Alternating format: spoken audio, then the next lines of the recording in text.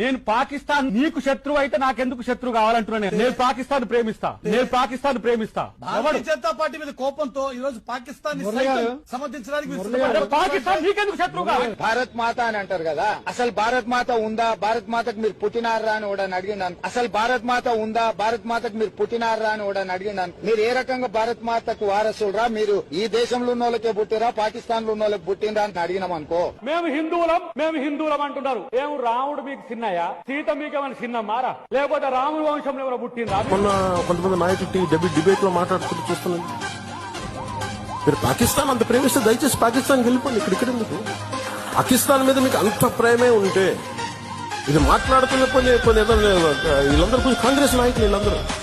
మీరు భారతదేశంలో దాడి జరిగినప్పుడు భారతదేశానికి నిలబడాలి తప్ప పాకిస్తాన్ నిలబడతాం మీరు సెక్యులరిజం అంటే అది ఏ ససే మీరా ఎవరు ఒప్పుకోరు ఇక్కడ.